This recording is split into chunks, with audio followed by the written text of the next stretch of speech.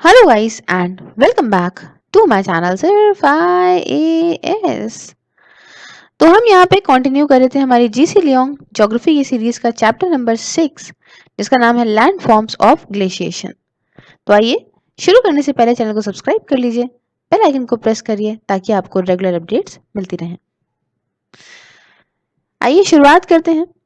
तो ग्लेशिएशन के बारे में जानने से पहले कुछ बातें जानना बहुत ज़रूरी है, जैसे कि आइस एज क्या थी, कितने तरह के टाइप होते हैं आइस के मासेस के, तो यहाँ हम सब डिस्कस करेंगे। तो देखिए ये बात कुछ प्लिस्टोसीन पीरियड की है, कुछ पीरियड्स होते हैं ना, प्लिस्टोसीन पीरियड, एलोसीन पीरियड्स, है ना, तो सारे पीरियड्स होते हैं। अभी हम आपको इस बारे में बहुत ही क्लियरली डिस्कस करके भी बताएंगे। तो ये बात कुछ प्लिस्टोसीन पीरियड की है, या आप इसे आइस एज भी कहते थे, जब ये कुछ 30,000 साल पहले की बात है, जब बहुत बड़े बड़े कॉन्टिनेंट्स जो हैं सबके ऊपर एक आइस की शीट कवर हुआ करती थी, है ना। और ये माना जाता है कि करीब 12 मिलियन, है ना, 12 मिलियन स्क्वायर माइल जो कि नॉर्दर्न हेमिस्फेयर का था, ये आइस के अंदर था। अगर हम इसको कुछ डायग्रामेटिक फॉर्म में जाने तो देखिए कितना बड़ा एरिया जो है जो आइस के अंदर आता था, जिसमें बहुत कुछ आता था। आधा आप कह सकते हो नॉर्थ अमेरिका, बाकी सारा कह सकते हो आप यूरोप, है ना, ग्रीनलैंड, हाई माउंटेन्स यूरेशिया के, ये सब इसके अंदर आते थे। जो वार्मर क्लाइमेट थी जिसने बाद में आई, है ना, इसने क्या करा कि इसने आइस शीट को धीमे धीमे धीमे धीमे पिघलाया। और आज की डेट में सिर्फ दो मेजर आइस कैप्स अभी भी हैं, जैसे कि एक है ग्रीनलैंड और दूसरी है अंटार्कटिका। तो जो ग्रीनलैंड है उसका एरिया कुछ 7,20,000 स्क्वायर माइल्स का है। वही जगह अगर मैं अंटार्कटिका की बात करूं तो उसमें आपको कुछ 5 मिलियन स्क्वायर माइल्स का एरिया देखने को मिलेगा। काफी हार्ड आइस यहाँ पे है, जो उसकी शीट्स हैं वो काफी हार्ड हैं, क्रिस्टल फॉर्म में है, काफी थिक है। कहते हैं कि भाई 14,000 फीट से भी ज्यादा थिक है, तो कितना ज्यादा थिक हो गई। अब देखिए होता क्या है कि जो आइस कैप होती है वहां के सेंट्रल डोम से आइस जो होती है वो धीमे धीमे रेंगते हुए, क्रीप करते हुए कई सारे डायमेंशंस में निकल पड़ती है, जैसे जैसे हल्की से उसको गर्म लगती है, तो वो ग्लेशियर के तौर पे धीमे धीमे वहां से खिसकना शुरू करती है ना। और ये जैसे जैसे सी की तरफ आने लगती है ना, ये एक्सटेंड होती हैं आउटवर्ड इनटू द पोरल वाटर्स, और यहाँ पे आइस शेल्फ के तौर पे बहने लग जाती हैं। अब कुछ हम डायग्राम के माध्यम से इसको समझने की कोशिश करते हैं। ये देखिए यहाँ से ही निकली, धीमे धीमे धीमे धीमे यहाँ नीचे आना शुरू हो जाएंगी, है ना। अभी ये प्रोसेस तो हम बाद में बताएंगे, लेकिन अगर आप इमेजिन करो तो यहाँ से बहते बहते नीचे ये आती हैं। अब देखिए जब ये नीचे आती हैं, टूटने लगती हैं, है ना, एक हिस्से में डिवाइड होने लगती हैं, तो हम लोग इसको आइसबर्ग बोलने लग जाते हैं। आइसबर्ग आप देखते हो ये ऐसे इस तरह से कुछ बह रहे हैं सी में, और जैसे कि हमने वो भी देखा है मीम्स वगैरह में कि how much you know and what I am from inside, है ना, तो ऐसा करके देखा होगा आपने बहुत सारी ऐसी इमेजेस को, कि ये इस तरह से होते हैं कि जितना ऊपर दिख रहे हैं इससे कई गुना ज्यादा नीचे ये होते हैं। तो ग्रीनलैंड और अंटार्कटिका के साथ साथ ग्लेशिएशन अभी भी आपको कई सारे ऊंचे ऊंचे जगह पे वर्ल्ड के हाईलैंड के पार्ट में देखने को मिलेगा, है ना, जो कि स्नो लाइन के ऊपर है। कई सारे ऐसे कि 9,000 फीट ऊपर आपके एल्प्स में, करीब 17,000 फीट ऊपर आपके इक्वेटर में, है ना, क्योंकि इक्वेटर गर्म है तो वहाँ ज़्यादा है। फिर माउंट किलिमंजारो में आपको परमानेंट स्नो फील्ड देखने को मिलेगी। तो ऐसी सारी चीज़ें हैं आपको यहाँ पे देखने को मिलेंगी। और यहाँ पे क्या होता है कि स्लोप्स वगैरह जेंटल होती हैं, है ना, और यहाँ पे क्या होता है कि जैसे स्ट्रॉन्ग विंड्स होती हैं, स्नो आती है, फिर एक जगह पे फिर से वहाँ पे इकट्ठा हो जाती है स्नो, है ना। और कुछ सरफेस का पार्ट जो होता है स्नो का, वो हो सकता है कि दिन के टाइम पे थोड़ा सा मेल्ट कर जाए, बट रात में अगर ऐसा कुछ है वहाँ पे, अगर कुछ मतलब बहने का जरिया नहीं है, तो मान लीजिए यहाँ पे आइस जमी हुई है और यहाँ पे सन पड़ा और कुछ अगर ये पिघल भी गया तो रात में ठंडा हो गया, क्योंकि बहने की जगह तो थी नहीं, है ना। तो ये रिपीटेड प्रोसेस की वजह से हार्ड ग्रैन्युलर सब्सटेंस, जिसे हम लोग नीव बोलते हैं फ्रेंच में और फर्न बोलते हैं जर्मन में, ये फॉर्म हो जाता है ना। और अगर हम ये बात करें तो कभी कभी क्या होता है कि ग्रेविटेशनल फोर्स की वजह से जो नीव है जो ऊपर से, ये धीमे धीमे वैली के नीचे आने बहने लग जाता है। ये जो बिगिनिंग है ना इस फ्लो की, कि मतलब ऊपर से आइस जो है वो नीचे की तरफ जब बहना शुरू हो जाती है, तो इस बिगिनिंग को हम लोग यहाँ पे फ्लो को, जो फ्लो ऑफ द ग्लेशियर मतलब रिवर ऑफ आइस, है ना, मतलब ग्लेशियर के तौर पे नीचे बहना शुरू हो जाती है। ये नॉर्मली देखें तो टंग शेप का होता है ना, सबसे चौड़ा होता है जब ये अपने सोर्स पे होता है, और ये मतलब धीमे धीमे धीमे धीमे जैसे जैसे नीचे आएगा वैसे वैसे और नैरो होना शुरू हो जाएगा। ग्लेशियर लिक्विड फॉर्म में नहीं होता जब तक के लिए इसमें कॉन्टिन्यूअस प्रेशर वगैरह ना पड़ता रहे, है ना, मूव करने में, तब तक के लिए ये लिक्विड नहीं बनता है। जो रेट ऑफ मूवमेंट होता है वो मिडिल में ग्रेटेस्ट होता है ना, जहाँ पे इसका बहुत ही कम ऑब्स्ट्रक्शन होता है। इसका मतलब कि जैसे मान लीजिए ये बहता हुआ आ रहा है यहाँ से, सपोज करो, ठीक है, तो यहाँ पे इस जगह पे इसका फटा बहुत तेज फ्लो होगा, बहने का बहुत तेज फ्लो होगा, क्योंकि यहाँ पे जो है वो इसके पास कोई भी ऑब्स्ट्रक्शन नहीं है, कोई रोकने टोकने वाला नहीं है। क्लियर है? उसके बाद हम बात करेंगे कि भाई देखो फ्रिक्शन वगैरह यहाँ पे है नहीं, मतलब मेनली आप ये समझ लो कि अगर यहाँ से बह रहा है, यहाँ पे कोई रोक नहीं है, कोई फ्रिक्शन नहीं है, तो इस जगह पे तो ये फटाफट ही बहेगा ना, है ना, तो ऐसा कुछ होता है ना। अभी वो सब्लिमेशन वाला प्रोसेस हटाइए, अभी मैं आपको ये मतलब ये पिक्चर्स आप ये इमेजिन करो कि यहाँ से किस तरीके से वो बह के नीचे आ रहा होगा। क्लियर है? तो एल्प्स में जो एवरेज रेट है ना फ्लो का, ये 3 फीट है एक दिन का। ग्रीनलैंड में बताऊं तो मोर देन 50 फीट है, बट अंटार्कटिका में बताऊं तो बहुत ही कम है, क्योंकि बहुत ही कुछ ही इंचेस ग्लेशियर बहते हैं, इतनी आइज है वहां पे। एक एरिटेज ग्लेशियर है आपका बर्नीज ओबरलैंड में, स्विट्जरलैंड में, ये 10 माइल्स लॉन्ग है। और कुछ साइट्स हैं एल्पिन टूरिस्ट की भी यहाँ पे, मतलब ये आते हैं टूरिस्ट यहाँ पे देखने आते हैं। हालांकि कहते हो आप कि ये लॉन्गेस्ट ग्लेशियर है यूरोप का, बट ये शॉर्ट है अगर आप इसको अलास्का और हिमालयाज से कंपेयर करो, जिसकी 5 गुना ज़्यादा इससे लेंथ है ना, तो वहाँ के हिसाब से है। बाकी और जगह पे और बड़े बड़े ग्लेशियर हैं। कुछ फुट पे माउंटेन रेंजेस की कई सारे और ग्लेशियर जो है वो कवर करते हैं कुछ बड़े बड़े आइस मास को, जिसे हम लोग पीडमोंट ग्लेशियर बोलते हैं। सबसे जाना माना पीडमोंट ग्लेशियर है वो है मेलास्पीना ग्लेशियर, अलास्का में। क्लियर है? आगे बढ़ा जाए। आगे बढ़ के बात करेंगे लैंडफॉर्म्स ऑफ हाईलैंड ग्लेशिएशन के बारे में। तो देखिए ग्लेशिएशन जो होता है ये जनरली इसकी वजह से इरोजनल फीचर्स होते हैं। हमने क्या देखा है, इरोजन हमने पढ़ा है पहले भी कि इरोजन कैसे होता है। इरोजन या तो फिर विंड या फिर आइस या फिर आपका वाटर, है ना, ऐसा किसी की वजह से अगर वो कोई सरफेस के ऊपर बहता हुआ जा रहा है ना, सरफेस से लड़ता हुआ जा रहा है, तो ऑब्वियस सी बात है वहां पे वो इरोजन करेगा, है ना, ऊपर की टॉप लेयर को हटाएगा सॉइल की। तो ग्लेशिएशन भी यही करता है, इरोजनल फीचर्स होते हैं इसके हाईलैंड्स में, है ना, और डिपोजिशनल फीचर इसके लो लैंड में होते हैं। इसका मतलब बेसिकली क्या होता है कि अगर हाईलैंड से बहता हुआ यूं कि जिस तरह से आ रहा है, तो यहाँ पे तो इसके ये फीचर्स हैं कि ये इरोजन करेगा, मतलब यहाँ की जो नीचे की जो सॉइल की लेयर है इसको यहाँ से अपने साथ बहाता हुआ ले आएगा, और नीचे आते आते आते आते यहीं पे सब डिपॉजिट कर देगा। तो लो लैंड में इसके क्या हो जाते हैं फीचर, इसके डिपोजिशनल फीचर्स इसके लो लैंड में हो जाते हैं, है ना। इतनी बात समझ में आई। हालांकि ये जो दोनों प्रोसेसेस हैं ये म्यूचुअली एक्सक्लूसिव नहीं है, क्योंकि जो ग्लेशियर होता है इसमें कंबाइंड रोल होता है, इसमें इरोजन भी ये करता है, ट्रांसपोर्टेशन भी करता है, डिपोजिशन भी करता है। तो सिर्फ और सिर्फ इरोजन या सिर्फ और सिर्फ डिपोजिशन या सिर्फ और सिर्फ ट्रांसपोर्टेशन नहीं कह सकते, है ना। अब यहाँ पे इसने रोड करा मटेरियल को और अपने साथ लेकर आया तो ट्रांसपोर्टेशन करा, और नीचे इकट्ठा कर दिया तो ये डिपोजिशन भी करा। समझ रहे हो, मतलब इकट्ठा भी कर दिया। तो देखिए जो ग्लेशियर होता है वो इरोड करता है अपनी वैली को 2 प्रोसेस से।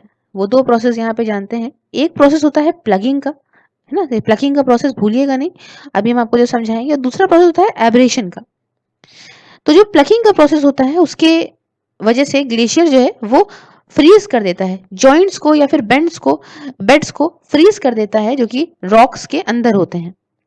फिर टीयर आउट करता है, इंडिविजुअल ब्लॉक को तोड़ता है और उनको अपने साथ लेके आ जाता है ना। ग्लेशियर क्या करता है, फ्रीज करता है जॉइंट्स को और बेड्स को जो कि आपके रॉक्स में होते हैं, उसके बाद उसको टीयर आउट करेगा, है ना, और इंडिविजुअल ब्लॉक को निकालेगा उसमें से, और उसके बाद अपने साथ ड्रैग करता हुआ ले आएगा।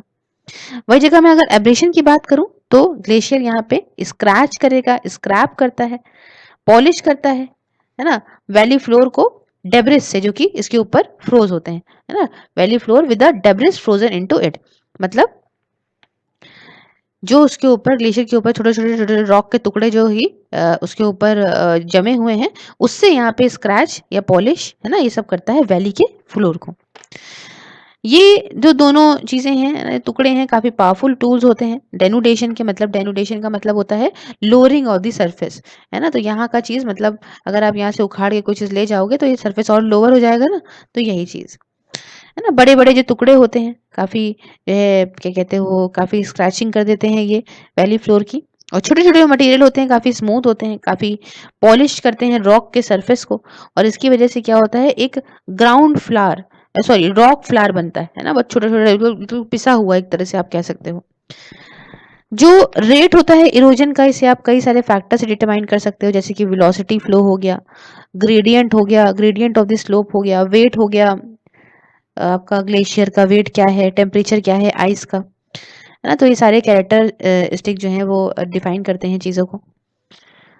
आगे बढ़ा जाए, यहाँ पे कुछ जानेंगे कुछ टर्म्स के बारे में, क्या कैरेक्टरिस्टिक्स फीचर्स हैं ग्लेशिएटेड हाईलैंड्स के। तो सबसे पहले अगर हम यहाँ पे डिस्कस करें कोरीज के बारे में, क्या होगा, ये यहाँ पे इकट्ठा हो जाते हैं। ये प्रोसेस जो कि प्लकिंग का है, ये ऑपरेट करता है बैक वॉल पे, है ना? और इसे यहाँ पे स्टीप बनाता है, और मोमेंट आइस का जो है वो यहाँ पे थोड़ा सा इसके यहाँ पे फ्लोर पे आ जाता है। ये देखिए कुछ इस तरह से मामला होता है ना? ये सब कोरीज ही हैं। ये जो इस तरीके से जो गड्ढे डिप्रेशन में देखिए यहाँ पे आइस जमा हो गई है, इसे यहाँ पे कहते हैं। इसे कोरी भी कहते हैं स्कॉटलैंड में, या CWM कहते हैं वेल्स में। ये एक रॉकी रिज होती है ना? और आइस यहाँ पे क्या होता है कि जब आइस जो है वो मेल्ट होती है तो वाटर यहाँ पे इकट्ठा हो जाता है behind the barrier to form a corrie lake या फिर टांड। अब नेक्स्ट जो बात करेंगे एरिटिस के बारे में।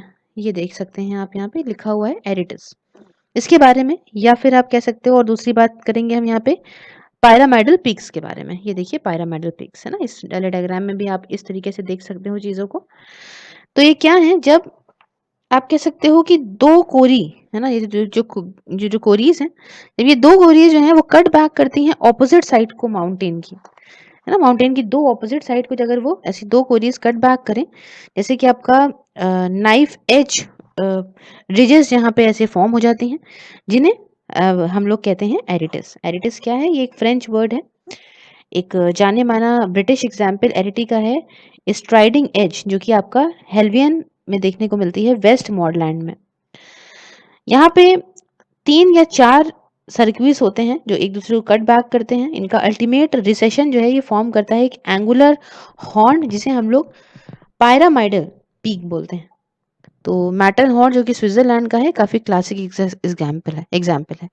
तो आप ये देख सकते हैं, ये आपका पायरामाइडल पीक कुछ इस तरह से लगती है, और ये देख रहे हैं यहाँ पे कट बैक करने के बाद ये जो बीच का ऐसा नुकीला जो हिस्सा है, इसे हम लोग एरिटिस बोलते हैं, है ना? यहाँ पे भी आप देख सकते हैं ये जो नुकीला वाला हिस्सा है, इसे हम लोग एरिटिस बोलते हैं। अब ये देखिए यहाँ पे, है ना, हमने यहाँ पे सारी बातें जानी। थोड़ा और आगे बढ़ेंगे, नेक्स्ट जानेंगे बर्श बर्श शुंड के बारे में। तो देखिए at the head of the glacier के हेड पे, जहाँ से वो शुरू होता है, यहाँ पे कुछ स्नो फील्ड छूट जाती हैं कोरी की, है ना? एक डीप वर्टिकल क्रैक हो जाता है, जो हम लोग यहाँ पे कहते हैं बर्शचंड। एक जर्मन वर्ड है, या आप रिमाय कह सकते हो फ्रेंच में। ये आपको समर्स में देखने को मिलेगा, है ना? और जब ऑल्दो आइस जो है वो तो मतलब कोरी से बाहर निकलती है, यहाँ पे कोई नई स्नो उसको रिप्लेस नहीं करती। ये जैसे कि ये कोरीज हैं, अब यहाँ से आइस तो बह गई समर के टाइम पे, लेकिन कोई नई फ्रेश स्नो यहाँ पे नहीं आई। कुछ केसेस में क्या होता है, नहीं सिर्फ एक बट कई सारे क्रैक्स हो जाते हैं। और ये जो बर्शचंड है ये प्रेजेंट होता है, मेजर ऑब्स्टिकल है क्लाइंबर्स के लिए। जो लोग चढ़ रहे होते हैं, चढ़ाई कर रहे होते हैं, है ना, क्लाइंबिंग कर रहे होते हैं, उनके लिए सबसे ज्यादा रुकावट यही पैदा करता है। फर्दर बताऊं तो नीचे जब ग्लेशियर जो है वो आपका प्रेसिपिटेट करता है, तो ज्यादा क्लिवेसेस या क्रैक्स, या आप कह सकते हो अभी नीचे नीचे और जैसे नीचे आएगा तो वैसे वैसे और ज्यादा क्रैक्स फॉर्म होना शुरू हो जाते हैं। क्लियर है? उसके बाद हम बात करेंगे यू शेप्ड ग्लेशियर थ्रो की, है ना? तो यू शेप्ड ग्लेशियर क्या होते हैं, ये देखिए आप यहाँ पे कुछ फोटो में आप यूँ देख सकते हैं। तो देखिए जो ग्लेशियर होता है अपनी डाउनवर्ड जर्नी में, जब वो नीचे आ रहा होता है ना, तो ये फेड होता है बाय आइस फ्रॉम सेवरल फ्लोरीज, जैसे कि ट्रिब्यूटरीज जो कि ज्वाइन करती हैं रिवर को, है ना? आप समझो जैसे कि होता क्या है कि ये ग्लेशियर नीचे आ रहा है ना? तो अब जैसे बीच-बीच में बहुत सारी क्वेरीज़ इसको ऐसे क्वेरीज़ मिलती गई, तो ग्लेशियर जो है ये जो क्वेरीज़ से आइस है वो ग्लेशियर में और ज़्यादा मिलती जाती है। जैसे कि अभी आपने देखा होगा कि एक रिवर यूँ करके अगर आ रही हो, तो रिवर आते-आते कई सारी ट्रिब्यूटरीज़ उसको जॉइन करती जाती हैं ना, है ना? तो इससे और अपना पानी देती रहती हैं। इसी तरह से इसमें होता है जब ग्लेशियर नीचे आ रहा होता है, तो बहुत सारी क्वेरीज़ से बहुत सारी आइस जो है इसको जॉइन करती हैं। हुँ? है ना? कई सारी सेवरल क्वेरीज़ जो है जैसे ट्रिब्यूटरीज़ वगैरह की तरह जॉइन करती है। अब ये यहाँ पे क्या करती हैं, ये जो साइड्स हैं इसको यहाँ पे हटाने लग जाती हैं और फ्लोर जो वैली का होता है जिसमें ये मूव कर रही होती हैं, इसकी यहाँ पे साइड को वेयर अवे कर देती हैं। अब इससे क्या होगा? इससे स्क्रैचेज़ होंगे, है ना? और ग्राइंड करेंगी और पीसेंगी ये बेड रॉक को पतला कर मतलब छोटा-छोटा कर देती हैं। और यहाँ पे जो रॉक के जो टुकड़े होते हैं छोटे वाले, इनको रिमूव करती हैं सरफेस के सॉइल से। आइए इसको थोड़ा क्लियरली हम यहाँ पे समझते हैं। तो सपोज करो जैसे कि यहाँ से एक ग्लेशियर बहता हुआ आ रहा था, यहाँ पे आपको क्वेरीज मिल गई इस तरीके की, है ना? और वो आइस को ऐसे-ऐसे मतलब अपने क्वेरीज की आइस जो है वो भी ग्लेशियर में जॉइन होने लग गई। क्लियर है? अब जॉइन होने लगेगी। अब जब आगे ये लोग बढ़ेंगे तो वही सेम प्रोसेस करेंगे ना कि ज़मीन है, ज़मीन को और स्क्रैच करेंगे, है ना? इसका जो कूड़ा करकट है, छोटे-छोटे पत्थर हैं, वो सब अपने साथ नीचे लेते हुए आएँगे, है ना? तो ऐसा कुछ होता है यहाँ पे। तो यहाँ पे ये क्या करता है इंटरलॉक करता है स्पर को और इस वजह से ये यहाँ पे एक ट्रंकेटेड स्पर को फॉर्म करता है और जो फ्लोर होता है वैली का काफी डीप हो जाता है। सेक्शंस होते हैं इन सारी लंबी-लंबी नैरो ग्लेशियर स्ट्रॉ के, ये पानी इसमें भर सकता है जिसकी वजह से रिबन लेक्स फॉर्म हो सकती हैं। क्या फॉर्म हो सकती है? रिबन लेक्स यहाँ पे फॉर्म हो सकती हैं। ये आप देख सकते हैं रिबन लेक, है ना? जिसकी ये देखिए यहाँ पे इस तरीके से जब यहाँ पे आइस चली गई तो यहाँ पे एक लेक टाइप की फॉर्म हो गई जिसे हम लोग रिबन लेक बोलते हैं। क्लियर है? जैसे कि आपका लॉच नेस है, लेक उल्स वाटर है ब्रिटेन में। ये कभी-कभी आप इनको ट्रॉ लेक्स या फिंगर लेक्स भी कह सकते हो। अब उसके बाद हम बात करेंगे हैंगिंग वैलीज के बारे में। इनकी इमेज आप यहाँ पे देख सकते हो, है ना? और पिक्चराइजेशन से थोड़ा क्लियर हो जाती हैं चीजें। तो देखिए जो मेन वैली होती है ये इरोडेड होती है, फटाफट इरोड हो जाती है, रैपिडली हो जाती है ना? अगर आप कंपेयर करो ट्रिब्यूटरी वैलीज से, क्योंकि इसमें कई सारे बड़े-बड़े ग्लेशियर होते हैं। अब देखिए जब आइस मेल्ट हो जाती है तो ट्रिब्यूटरी वैली देयरफॉर यहाँ पे हैंग हो जाती है above the main valley. Main valley के ऊपर ये रह जाती है tributary valley, so that it stream plunges down as a waterfall. तो इसकी जो है स्ट्रीम यहाँ पे ये क्या होती है, ऐसे देखिए बह के ऐसे वाटरफॉल की तरह बिहेव करने लग जाती है ये। ऐसी जो ट्रिब्यूटरी वैली होती है इन्हें हम लोग हैंगी वैली बोलते हैं और ये नेचुरल हेड भी हो सकती हैं पानी का, है ना? जहाँ पे हाइड्रो इलेक्ट्रिक पावर को जनरेट करने के लिए ये काम आ सकती हैं। उसके बाद हम नेक्स्ट बात करेंगे रॉक बेसिन के बारे में, रॉक स्टेप्स के बारे में। तो देखिए रॉक बेसिन क्या होते हैं, रॉक स्टेप्स क्या होते हैं? तो देखिए जो ग्लेशियर होता है ये यहाँ पे इरोड करता है, एक्सकेवेट करता है बेड रॉक को इन एन इर्रेगुलर मैनर। मतलब जैसे ग्लेशियर यहाँ से बहता हुआ आ रहा है तो ये क्या करेगा, ये ऐसा तो है नहीं कि बस जो जिस पहाड़ से वो होता हुआ आ रहा है उस पहाड़ को बहुत ही प्यार से काटेगा एक ही यूनिफॉर्म तरीके से, ऐसा तो है नहीं। कहीं इर्रेगुलर तरीके से, कहीं ज्यादा हो गया, कहीं पे कम इरोड करा, कहीं पे ज्यादा इरोड करा उसने, है ना? तो ऐसा करता है। तो जो अनइक्वल एक्सकवेशन होता है इसकी वजह से बहुत सारे रॉक बेसिन बन जाते हैं, बाद में इसको लेक से फिल हो जाते हैं वैली टाउन में, जहाँ पे ट्रिब्यूटरी वैली ज्वाइन करती है मेन वैली को। एडिशनल वेट जो आइस का होता है ना मेन वैली में, है ना? जो एक्स्ट्रा वेट होता है आइस का मेन वैली में, ये देखो अगर ऊपर से एक नॉर्मल ग्लेशियर आ रहा है उसके ऊपर एक्स्ट्रा वेट हो गया, है ना? मेन वैली में उस आइस के ऊपर, तो उससे क्या होगा कि जो ग्लेशियर थोड़ा कम गड्ढा कर रहा था अब ये ज्यादा गड्ढा करने लग जाएगा, है? तो वैली का फ्लोर और ज्यादा डीप करता है ना? और यहाँ पे पॉइंट ऑफ कन्वर्जेंस जो कि फॉर्म करता है रॉक स्टेप।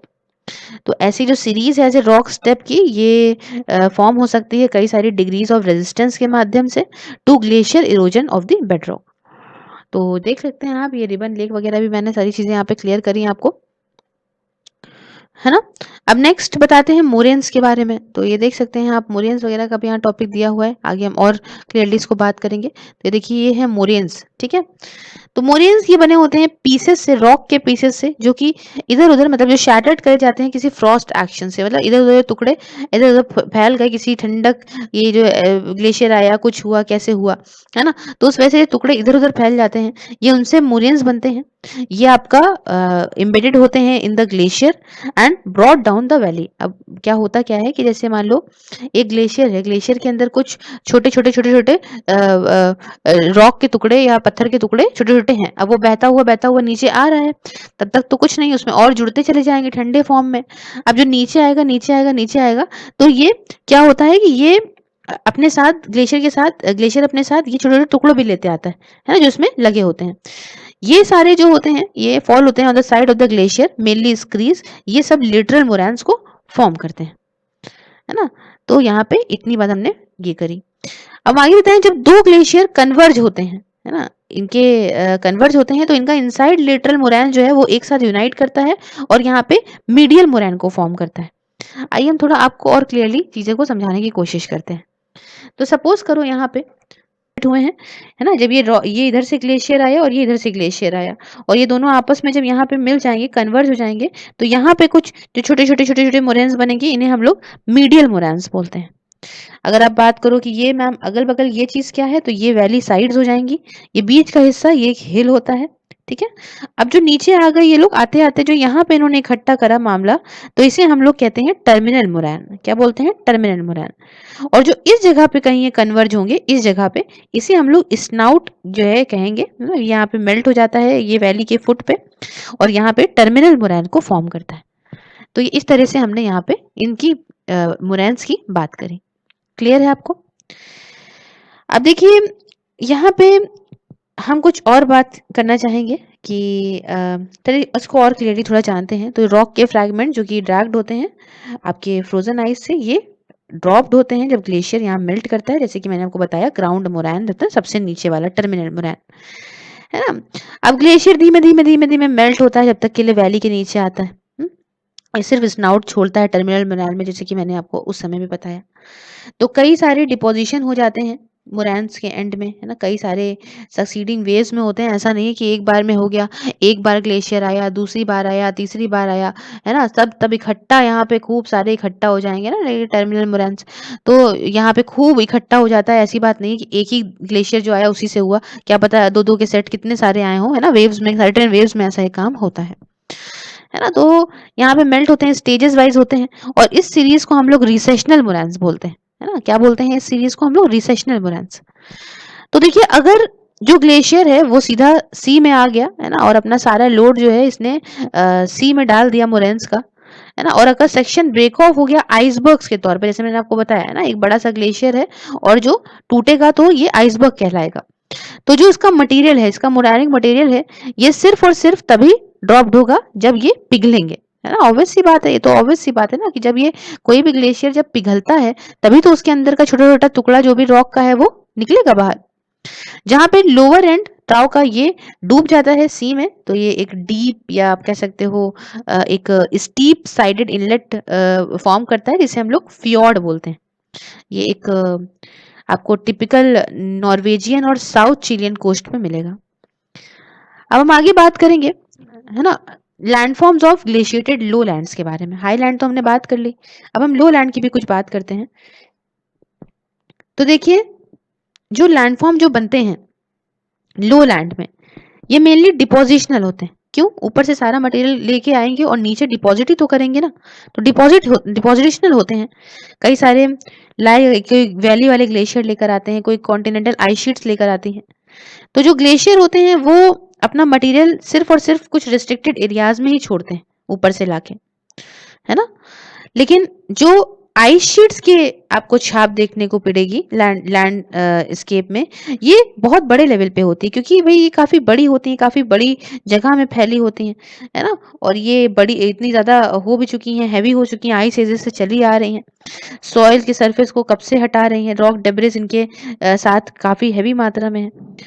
तो रिजल्ट के तौर पे माना गया है कि करीब कुछ थर्ड ऑफ जो टोटल लैंड सरफेस है यूरोप का और नॉर्थ अमेरिका का, ये गंदा है ग्लेशियर या फिर फ्लूरोगेशियर मटेरियल से, सारे ही डिस्क्रिप्शंस में, जैसे वो मोरैन हो, चाहे वो बाउल्डर क्ले हो, टिल्ट हो, ड्रिफ्ट्स हो, रॉक फ्लावर हो, ग्रेवल्स हो, सैंड हो, कई सारे तो बताऊं तो ये इरोड होते, री इरोड हुआ करते हैं, रीडिपॉजिट हुआ करते हैं, अगर मैं बताऊं आज की रिवर्स के माध्यम से। तो अब हम कुछ चीज़ों के बारे में जानने की कोशिश करेंगे। ज़्यादातर जो ये ग्लेशिएटेड लैंडफॉर्म है ये डिपोजिशनल फीचर होता है, बट जहाँ पे रॉक के जो बड़े-बड़े मासेस होते हैं ये सरफेस के ऊपर लेवल करते हैं, तो इसकी वजह से एक स्ट्राइकिंग फीचर आता है इरोजन का, जैसे कि राउच माउंटेनिंग या फिर क्रैक एंड टेल। तो आइए जानते हैं राउच माउंटेन्स के बारे में। तो यहाँ पे क्या है कि ये एक रेसिस्टेंट रेसिडुअल रॉक हमॉक है, मतलब कि ये रेजिस्टेंस है ना, ये अपने आप को रोकता है, अपने आप को रोकने में समर्थ है कि ये रेसिडुअल है, ये रॉक हमॉक का सरफेस जो है ये स्टाइटेड है by the ice movement. Basically समझिए ये राउस माउंटेन क्या है। तो ये देखिए इनका जो सरफेस है ये सरफेस काफी कह सकते हो आप शार्प हो जाता है ना, आइस मूवमेंट की वजह से शार्प हो जाता है। एब्रेशन और प्लकिंग का मैंने आपको प्रोसेस बताया। तो जो इसकी अपस्ट्रीम है ये देख सकते हैं आप, ये काफी स्मूथ होती है ना, ये काफी चिकनी है ये। एब्रेशन की हाँ, एब्रेशन की प्रोसेस की वजह से वही जगह इसकी डाउन स्ट्रीम जो है, जैसे कि आप ये सेकंड वाला देख सकते हैं, तो ये काफी देखिए रफ है प्लकिंग की वजह से। अब इसका नाम आपने सोचा होगा राउश माउंटेनी क्यों रखा गया। तो इसको यूज करते थे डिस्क्राइब करने के लिए इसका फीचर, क्योंकि ये देखने में उस विग की तरह लगती है जो शीप स्किन की बनी होती थी और पहले कभी फ्रांस में पहनी जाती थी, तो इसलिए इसको राउश माउंटेन बोलते हैं।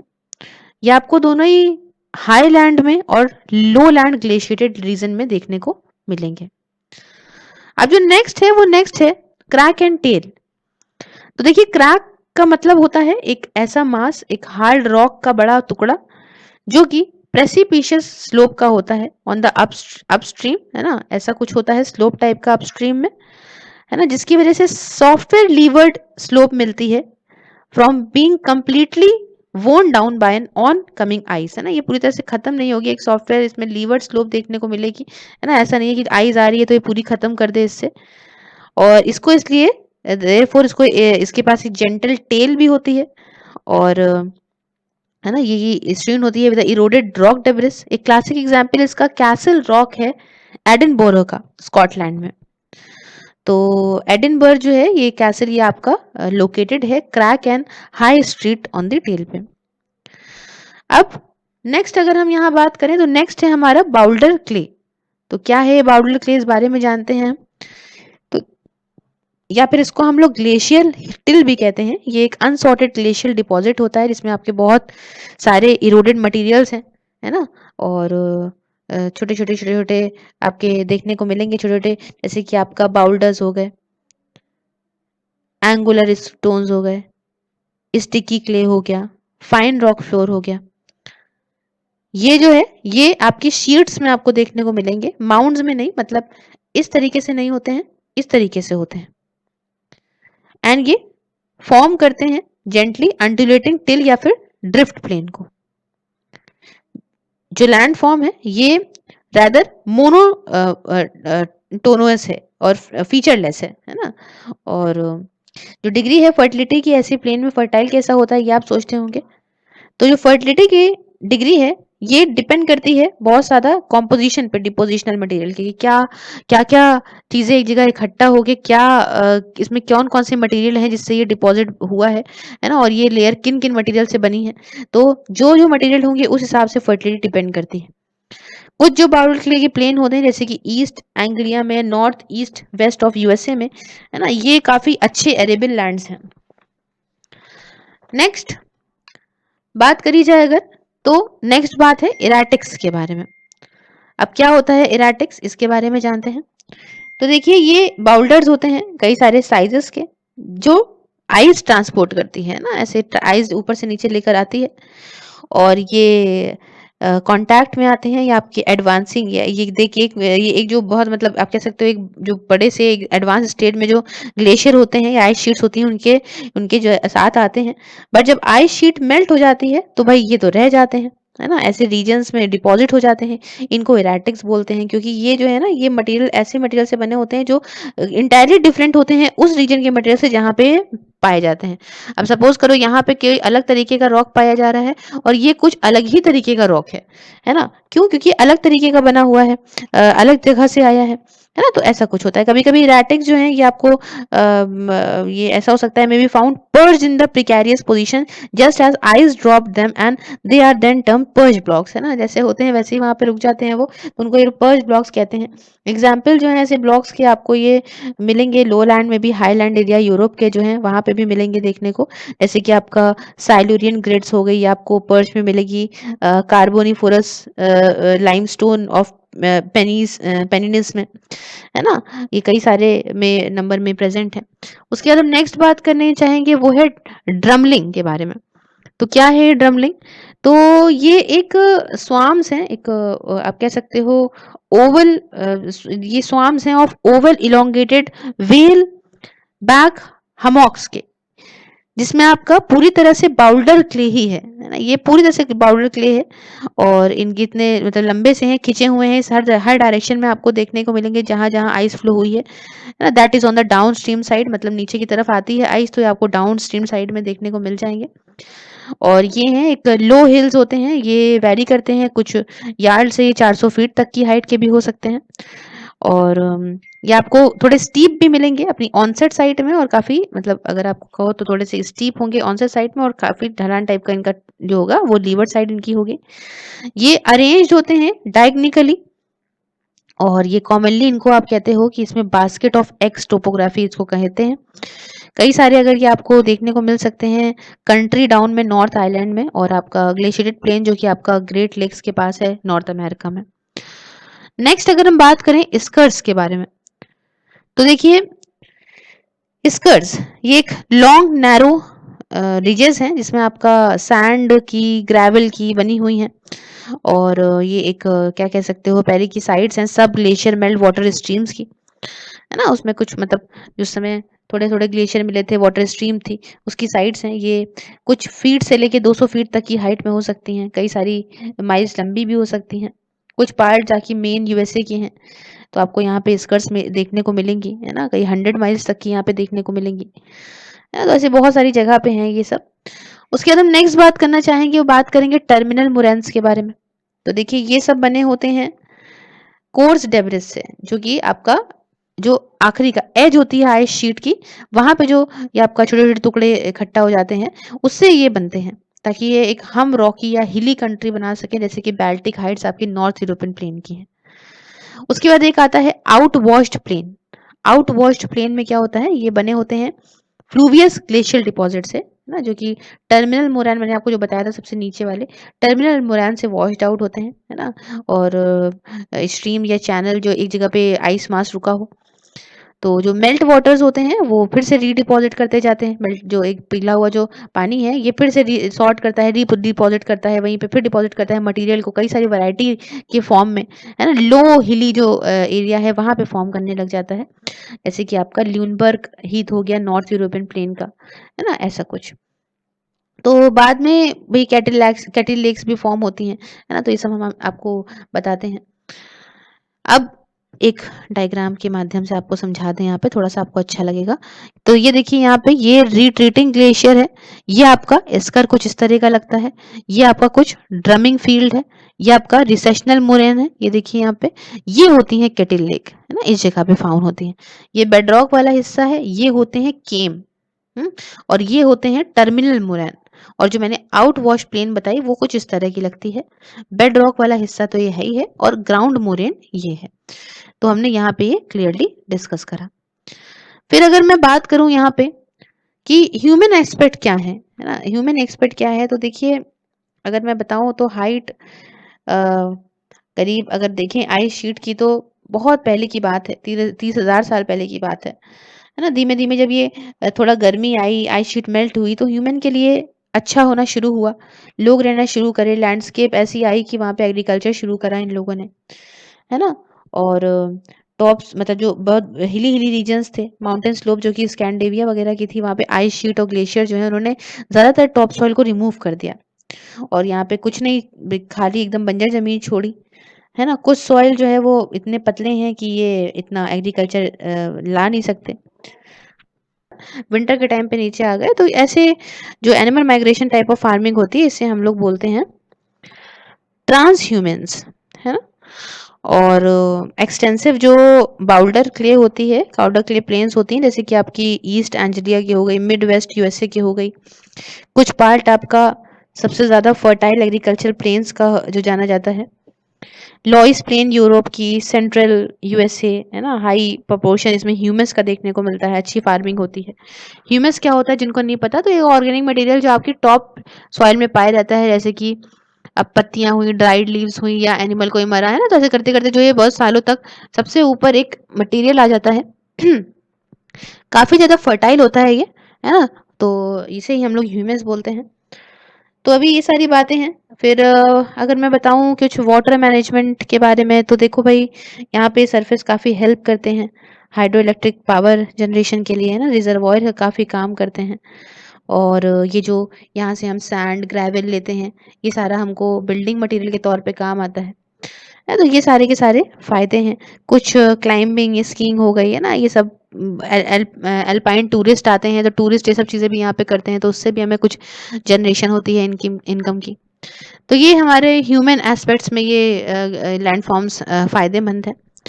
तो बस ठीक है, यहाँ पे हमारा लेसन कंप्लीट होता है। और अगर आपको ये वीडियो अच्छा लगा तो प्लीज़ लाइक शेयर सब्सक्राइब करना बिल्कुल मत भूलिएगा। और ये वीडियो आप देखो, फेसबुक पे देखो, सिर्फ आयस के नाम से पेज है, वहाँ लाइक करके देख सकते हैं। ट्विटर, इंस्टाग्राम, टेलीग्राम की आईडीज़ डिस्क्रिप्शन बॉक्स में है। बाकी आप ज्वाइन कर सकते हो मेरी मेंबरशिप को, मुझे सपोर्ट कर सकते हो, देख सकते हो क्या पर्क्स आप पा सकते हो। Thank you so much for discussion. Have a wonderful day ahead. Take care.